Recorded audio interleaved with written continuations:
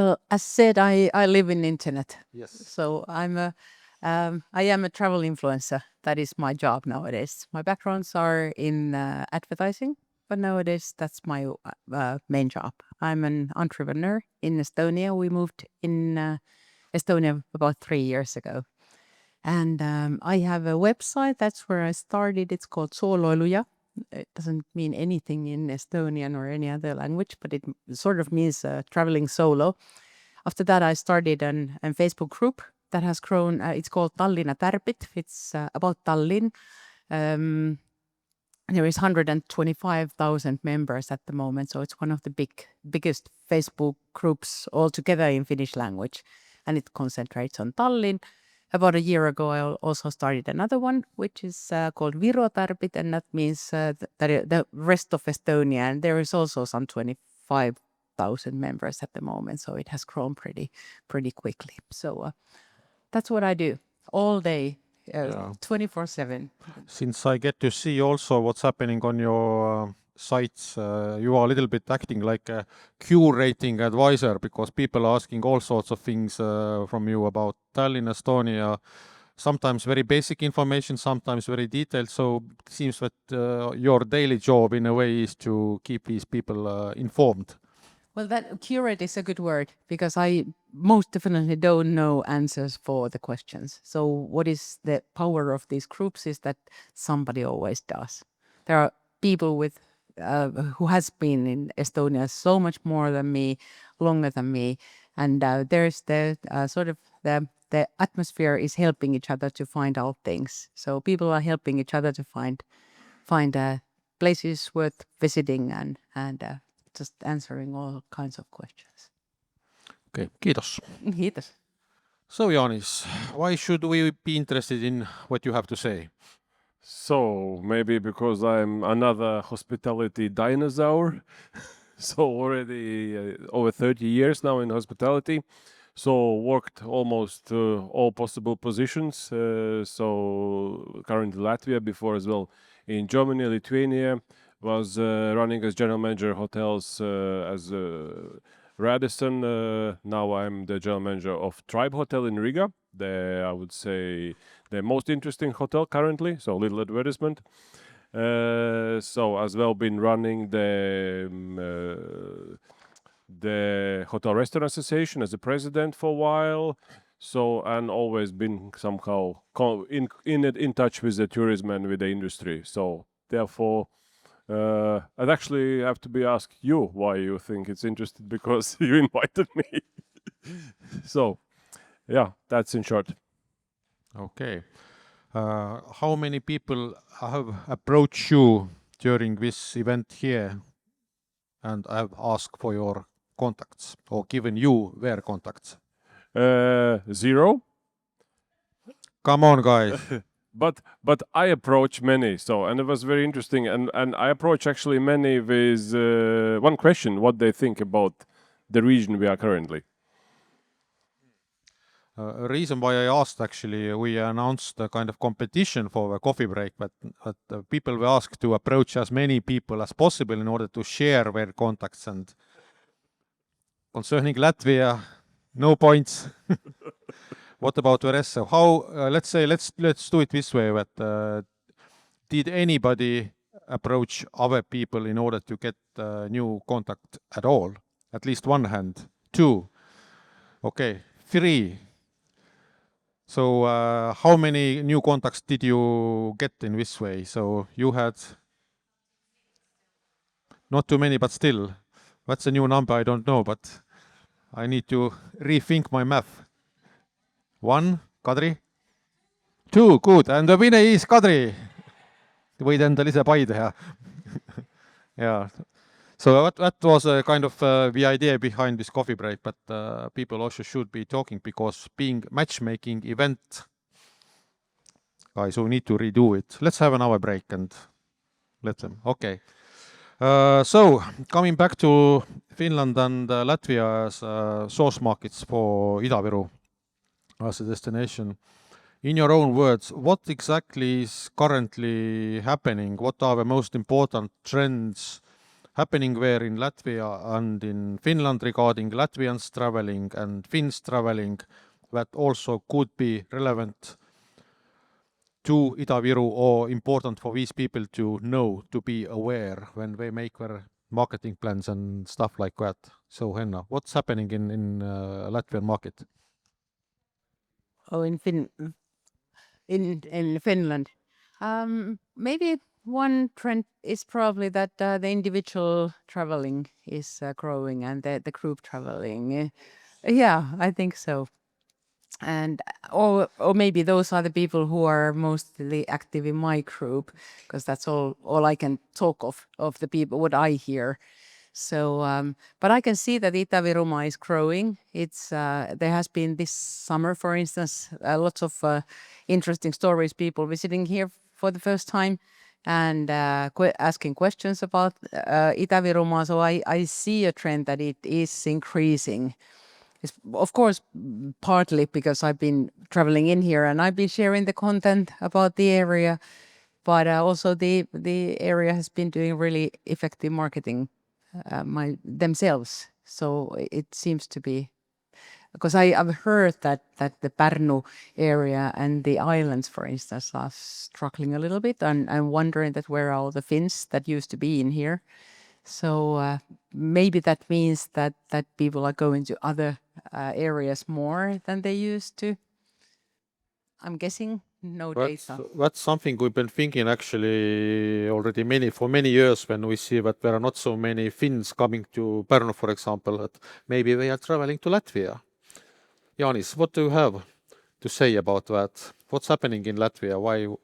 Why should we be aware of these trends concerning Latvians traveling? So no, as always, there's nothing new. Always, kind of the main spot will be Tallinn. But aside of Tallinn, kind of over the last years, the Pärnu has kind of grown substantially the importance, and that's one of the top destinations. And as well, the islands are always top popular. Saaremaa, Hiiumaa, and I would say even the North Estonia. So, but it somehow I think didn't go till this region. It kind of borders with Lahemaa National Park, and other side with Haapsalu. So, and I think it's just the main goal. So, kind of to think about the marketing plan, how to slowly divert this flow and direction, because as well before coming here and about this. Traveling is I think it's really hard to hit Riga, because as well before coming I was thinking to come with the car, and then you put the route till Narva is like 6 hours, and just to come see something, it should be something incredibly sexy. It should be very well packaged. It should be some kind of the whole story there behind. But if we look a little bit differently, so there is a huge potential, I would say, in the north of Latvia. If you take Valmiera, Alūksne, that's very active city. Valmiera is economically very wealthy city currently. So there's lot of going on. And they actually, and as well, before coming, I had a chat with my friends in Valmiera, in Alūksne, and said, do you know something about this place, about this area? So they knew, but they were not very. Couple of them been, one time each. So yeah, we saw something Narva, but we don't know. But we go to Pärnu. We go Pärnu 3 times a year. So and that's already good news. So but just in this case, have to be seen how to attract them more to here. And another on top from especially Alūksne, where is around there is a huge fisherman community. They crazy, and they have as well, and they're coming this direction, but they're coming to the Peipus, to the middle of Peipus. They camps, they things, they worked in the things. So and then actually is already a little bit job done already. Yeah, guys, you just need to think how to pull them a little bit over to the north.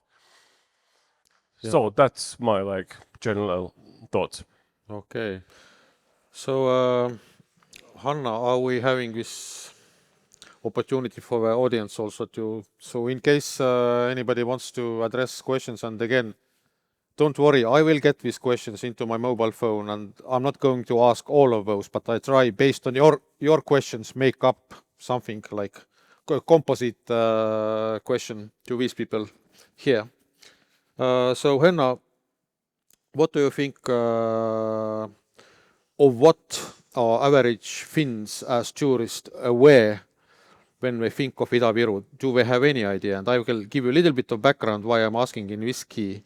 We did market research in Finland for Northern Estonia 2007, and we based our questions on counties of Northern Estonia, and the response was pretty much like, we have no idea what your counties are, but we know Narva, we know Lahemaa, we know Rakvere, but people seem to know actually specific points on a map, but not necessarily where they are.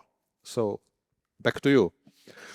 Oh, well, I think this place is a good example of things people do not know. And that is more a general question than just this spa, but altogether the concept of health spas and sanatoriums in Estonia. We don't have anything like that in Finland. We don't. People don't know the amazing packages. I was just here for a week, just a couple of weeks ago. I was astonished again of the how much you get, how much value you get for the money you invest in this. I had a friend of mine who was here for the first time. This was my second time, not last for sure. That she was just astonished by, with a sort of the same price that you get a cheap hotel in Helsinki, you get a full board, accommodation, food, treatments, everything. So that for one is something that since we don't have anything like that in Finland, it's not only the sites that what is there to see, but there are this kind of concepts that don't, they just don't, we don't have anything like that. So there's, and what is a fact that I also heard people who has come in here. I had some friends who came, and also people who I don't know. They came here for the first time and they were totally sold that, oh my God, this is absolutely amazing. We didn't know anything about it. So that is for starters one thing. I think maybe the touristy things, people are pretty good in finding that kind of information, what to see, because all the websites are quite good with several languages, that what are the actual sites that you should be seeing, those kind of basic information, you know. But I think this kind of like conceptual things that there is something, this area has something to offer that we don't have at all. So basically it's just sort of pretty easy and short trip away from Finland. You find something we don't have at all. Something that we need to translate. We still think that Finns all have been to Estonia and they know Estonia as a destination, and we don't need to explain. But I can recall from a past two things which relate to what you said. We had to explain to the Finns, and I'm now talking about like mid-90s, that most likely winter spot for somebody interested in skiing to visit is in the south of Estonia. For them it was like, it doesn't really make sense. Why do you travel to the south in order to get snow? That was like really like 95, 96, something like that. The other thing, if you showed them photos of Pärnu beach, again, what is it? It can't be in Estonia, you know, because how come you have these sandy beaches? So things that we take for granted still need to be translated to this market even today. I agree. I really, really agree, because when I say to Estonians that you have, now I'm a travel influencer of the year in Finland 2 years ago, and I'm a travel influencer who doesn't travel anymore. I'm just living in Estonia and just don't go anywhere else anymore because there's so much to see. But when I say to Estonians that you have absolutely amazing nature, what I always hear from them is like, mis asja, teil on nii ilus loodus. Estonians don't believe, and they don't see. When I start explaining that what kind of, for instance, the beaches or the shoreline, that you don't have privately owned properties on the beaches like we do in Finland. If you don't have a summer cottage in Finland or a boat, you don't get to the seashore basically, or the lake shore. In Estonia, you have open beaches for everyone, and that is always like, Estonia's like, I never thought of that. So yeah, I think it's not only educating Finns but also Estonians that you really should be more proud of the amazing small country. Another thing that I find pretty amazing is the distance. It's when you go to Finland, like if you're traveling in Finland, you always drive 400 kilometers and see lots of trees. There's not really that much to see in between places. Like this summer we did 3 about week-long round trips or road trips with my husband, you're just basically stopping every 5 minutes because there's so much to see. In the small villages and small towns, there's lots of services. Shops are open. There's co-ops in every single little village. We don't have that in Finland. The villages are empty. These are really living. Eastern Estonia is a really good example. I've been here, done some 2 longer road trips in this area. I think it's magnificent how much services you find, not only in the big cities or like in. So it's still alive. It is, and Estonians don't necessarily recognize this. So there's lots of reasons to be proud about. People, we are alive, in case nobody told you. Very vital too, not only alive. So Janis, us being neighbors, what do you think is Estonia, and including also, of course, Ida-Viru as a special focus, are we our similarities a strength in order to get Latvians to travel to different parts of Estonia, or is it a little bit like, okay, Latvians still coming to Estonia expect to see something different from what they see in Latvia? Sure, they expect something different. That's why generally you travel, so you expect something different. But I think that we have this similar mindset is definitely a bonus here, because like if you see for the other markets, like if you take for same Narva, yeah, so and you see the news, the maps, if something happens, so everybody's afraid. We're not. We don't care. So we are the best actually potential for this region. So in this case, similarity I think is definitely the bonus. Okay. In your mind, Henna, what is the brand message of Ida-Viru towards Finnish market? Don't think about the formal one, what exists, but in your head, what is the brand? Well, about brand in general, I think it's really important for travel destination. One example that in Estonia has branded itself really well, I think, is Sipula-tee. That is something that we went to see because I knew about it. Somebody told me about it. I've been working with the corporate brand identities in my past a lot, so I could actually give a lecture about that, but I don't think we have time. But anyways, it's brand is not about what they tell about themselves, but what somebody else tells to a third person. So that's what Sipula-tee was doing. We didn't know anything about it, but we had heard about Sipula-tee, so let's go there. We actually found out that it was much smaller area than we thought. It's sort of the brand was bigger than the actual thing. In the end, it was really nice. But the branding was done well. I think actually the Seto whatever the Kylä yeah, that was really nicely done as well. So maybe especially for a storyteller like myself, as I think we influencers basically are storytellers. So if there is already a part of the story there, it's so much easier for me to continue from there. So in that sense, I think the areas really should concentrate on the brand, that what are we about, what makes us interesting, and what stands us apart from the others. Okay. So what do you think, Janis? Does Ida-Viru has a kind of brand image in Latvia concerning the average Latvian tourist interested in coming to Estonia? Do we have like some kind of picture? Particular region, yeah. So there is picture, but it's very blurry. I would say if I say to somebody, let's go to Ida-Viru, and they will look at me 99%, what the hell are you talking about? So if I tell, let's go to Narva, to even this place, the people know, because there was years ago, there was little hype about that. So, and that's kind of known. Peipus known, Narva known, Toila little bit as well. This mining museum and mining this whole area, which is as always this King Slopes, that's as well heard. So therefore, I think about this branding, they should be defined. I think, and the thing is like what I see as well. when I look all what is in offer, there's kind of huge. There's like a carnival. There's so many things to see, to do. But if you are not really aware of the region, it's really hard to understand what, how, what, and what to do and what's there.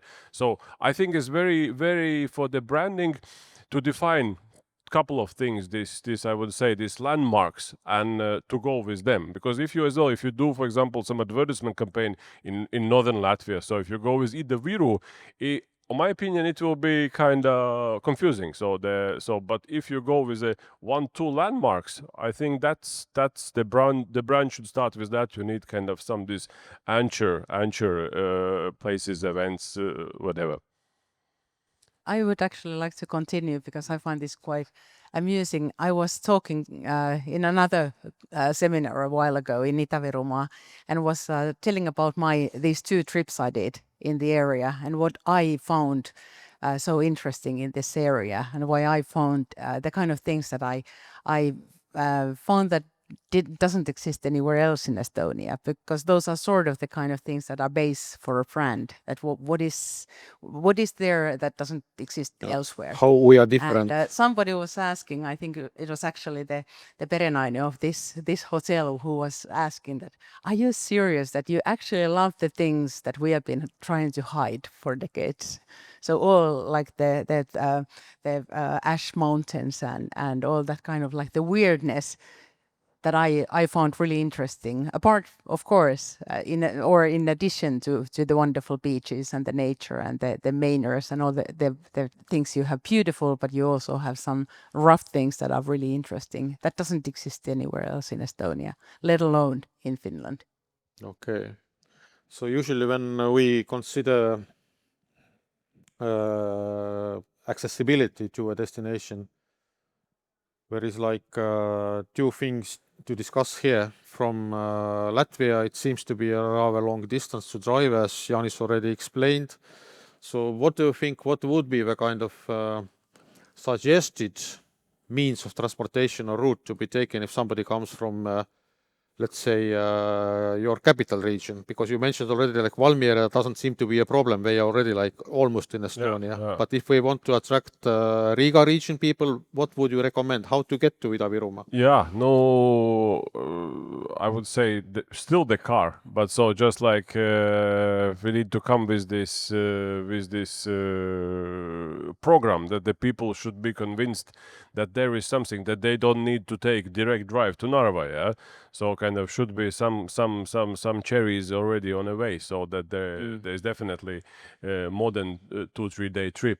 So kind of you don't do 1 day trip or weekend to Narva. No, I wouldn't do so. But if you have a really nice package, what to see, what to do, and as well, like a little bit we discussed about the web page already. Yeah, so kind of that's I would say the low hanging fruits, like the first, like to review the web page, because like I will be checked before coming this Ida-Viru tourism web page. So and as well, if you take the Latvian language, still half is in Estonian there. So that you don't even know. So you need to spend time to really get through to understand what's where. And as we know, the people don't want to spend time right now. And as well, even about this transportation, if you kind of in Latvian, you click the transportation, it tells how to come from Tallinn. So which is, that doesn't really help. Yeah. So, and that should be, I think, more as well explain over there in a web. But yeah, train, I don't know. It's as well crazy. You can go with a bus to Tallinn, then to train, but that's so. I think the car is the only, and plus, which is one thing as well, which is not dead.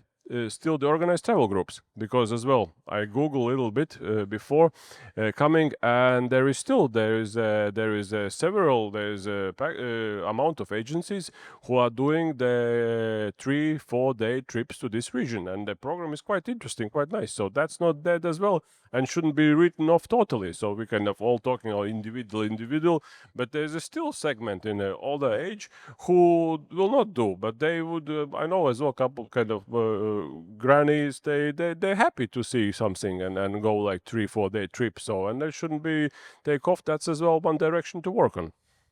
Okay.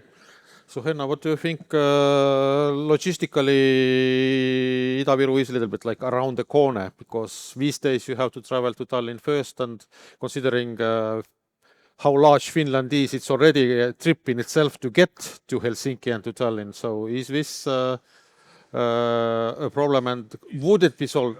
Yeah. Would it be solved if we have like this direct ship connection to Sillamäe? That is the first question that people do ask. Well, I was staying here for a week, so most of my content was from here for a week, and I think one of the biggest questions that came over and over was that how to get there. Yeah. That is a question, but it's a positive question, because it always means that I would sort of like to go yeah, there. considering. How do I get there? Yeah. So I haven't really looked that well into the website of the area. That is there good enough directions how to get there here, because I think it's really easy. I don't have a car of my own, so I've come in here with Lux Express and Elron.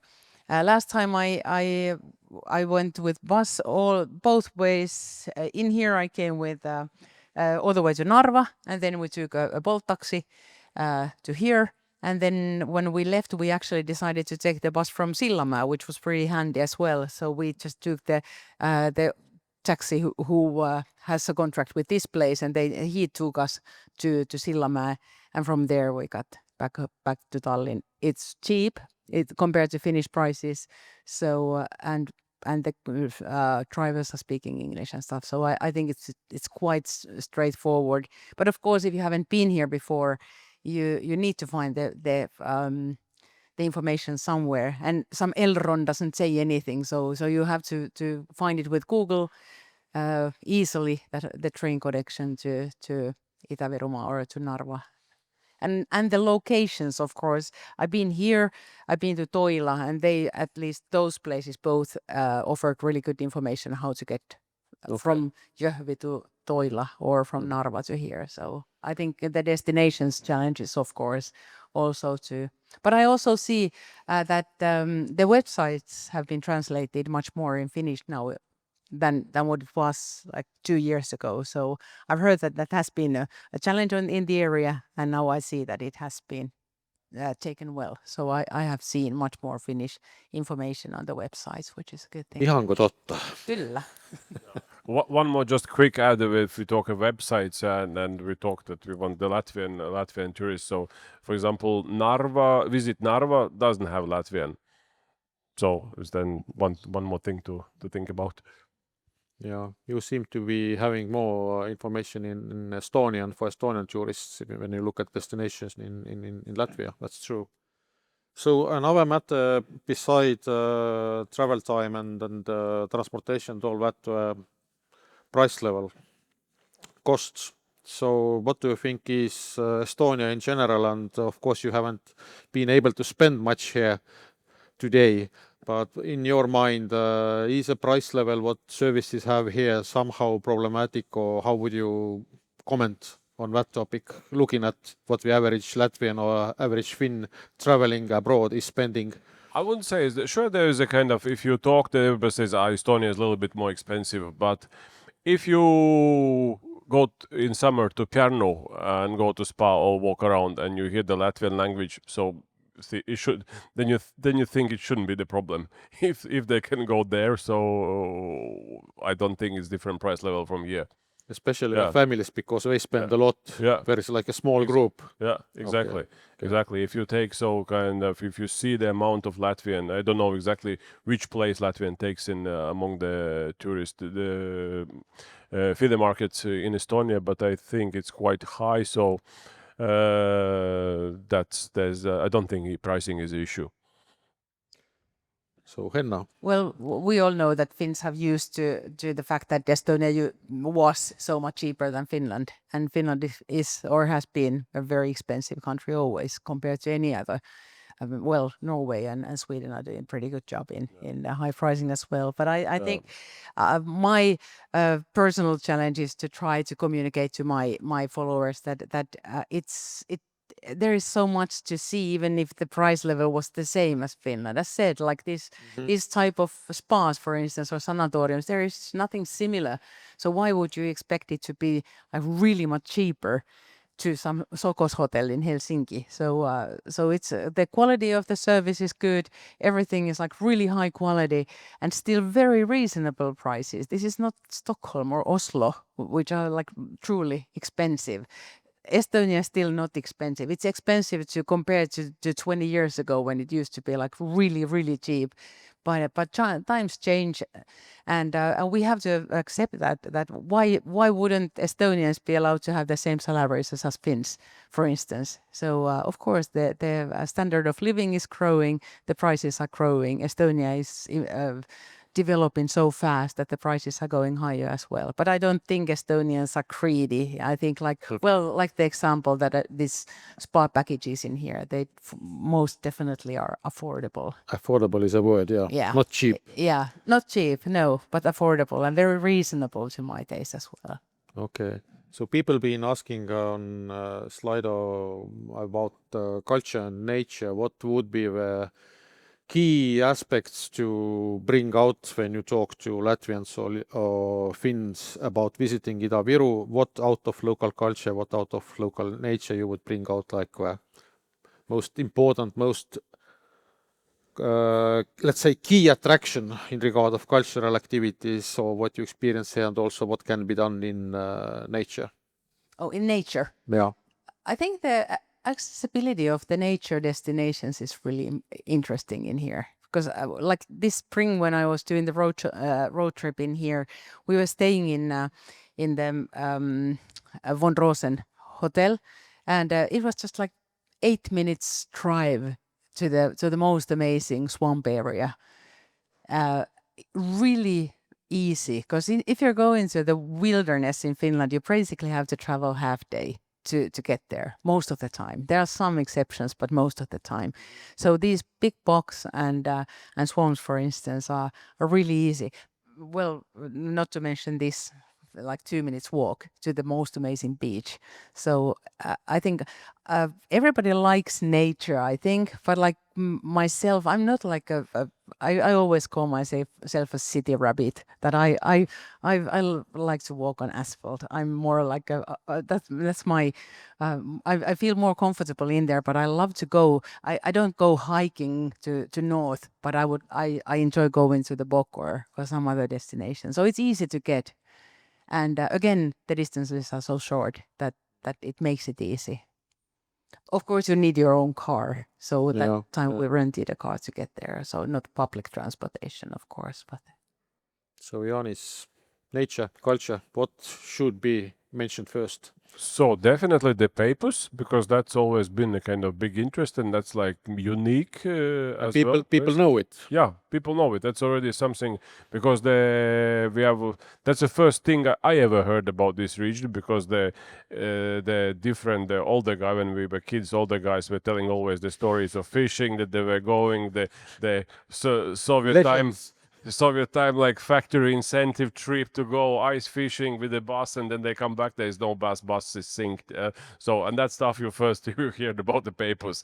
So, but as well, I've been on a little bit on the trip here as well, like I think 12 years ago. So when we stayed in a tent, like next to the papers, like living a couple days like hippies, it was huge. It was really, really amazing experiences, like I see, and that I hear from many as well, from when I did the calls before, like the papers was the main thing they interested. As well, this minery, this industrial area is kind of half nature, but still is already getting again nature. So that's definitely of interest, because that we don't have anything similar like this. This is something unique to see. Then the one thing, actually I found that today or yesterday by kind of going through what is all having in these swamps. Okay, swamps we have as well, loads of.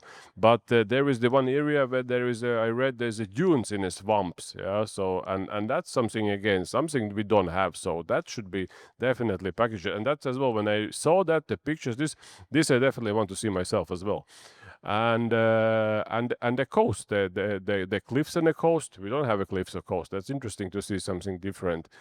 Toilet Beach is interesting. So with the flat stones, you don't have these flat stones. It's a single thing. But if you go with the family, with the kids, it's a half-day entertainment with the flat stones there. So I would say that would be the key for me. Okay. So people on Slido have been asking about recommendations, how to get visits from Latvia and visits from Finland grow, increase, maybe double, triple. So 3 steps. From Latvia, I think it would be very easy to double. I checked statistics for 2014 as 5,000 arrivals. According to statistics, should be low hanging fruit. Okay, we need to be more ambitious, but still, what would be like 1, 2, 3, the 3 main points you would recommend marketing-wise activities? Somebody was mentioning in the previous discussion the sort of example trips, and that was something that I wrote an article to my website once, sort of a road trip from Tallinn to Keila-Joe, those areas. Like really, I just explained what I did. I rented a car. I went to Kind of case study in a way. Yeah, there was a map where I stopped, and now I keep on hearing how people just are going like really to the very same spots. So it seems like I like to adventure myself and just go and find places, but not everybody are like that.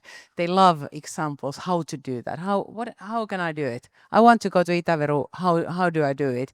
Make it as simple as possible. Give examples. Here are I used to way back in time, the Doreen Kingsley books, they used to have these like walking trips, what to see. I followed the walking path in Narva. That was quite good. I actually walked that step by step to see all the basic or the most important sites in Narva. That was quite interesting. There was a audio tour in there. So I think maybe if you want to get the masses, you just have to do the traveling and coming really easy and show the way. Okay. So Janis, if you were in charge of marketing Ida-Viru and Estonia in Latvia, what would you do? Like number 1, 2, 3? Definitely some campaigns for the northern Latvia first, like Alūksne, Valmiera as a Rēzekne maybe. Then definitely keep what actually you start already. Start with a kind of tourism portals with the influencers, because I saw you did recently, or you did before with the travel news with Ivars Matskevich. So and it came out just like I think beginning last month, which was really nice put. So there was a very good positive feedback, and there was a very detailed loads of elements. And actually that's the first time I remember something I saw in Latvian tourism and generally in media about the region. Yeah, so at least I didn't spot. So and we have we have pretty many other people who are kind of quite influential on this and who are traveling. So and I think definitely to get linked with them. So and keep that doing. I think it's the right step in the right way. So and as well about these sample trips, I think it's as well. I would agree, and maybe a little bit could do as a little bit bigger scale. And first, I don't know, came to my mind, same Valmiera. Valmiera is quite big, the university, and there's as well the tourism flow. So and they are close and they are future tourism professionals. So and if we talk sample tours and something like this, I think there could be definitely some potential collaborations with them. So to spread the word. So and I can help because I know a lot of people there. So we can definitely do something there. Okay, help is always appreciated. So I would like to kaks kinki sobib. So I would like to thank you very much for this input. We done? Content-wise, yes, just the ceremony. So in order to kind of conclude, so basically get more translation and examples going on in order to enable these people who you think know you actually to understand you and know what you are offering, what is there, why to visit and how to do it. So it's still like on kind of halfway in this sense, that people know that, okay, there is something we might be interested in, but exactly how do you get there and what exactly do I look for when I go there? So these are the two messages I believe were voiced here. And if I may, one more message. So it's always about the people. So, and I really like even I didn't understand everything, but I was little translated so that the people are eager to change the things. And I had this moment today when we went to this.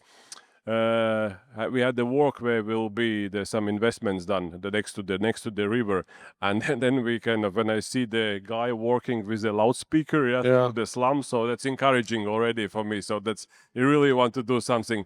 And then you come to the region, you don't know anything, and everybody else, we invest, we build, we this, we did, and you go, you've been middle of nowhere, middle of kind of mud, and I said, really, what you guys do there? And then I saw, and what really kind of was my kind of vision when I believed it will happen. So when I see we were standing everyone, and Kadri was running over the mud field with the flag, smiling. So that's the moment I believe it will happen. So good luck, guys. I also want to I want to say one more thing. I think you have been already doing an amazing job, Katri, with your team. Because that's why I used to be an influencer in Tallinn until you lured me in Ida-Virumaa. This was the first region I did any collaboration with.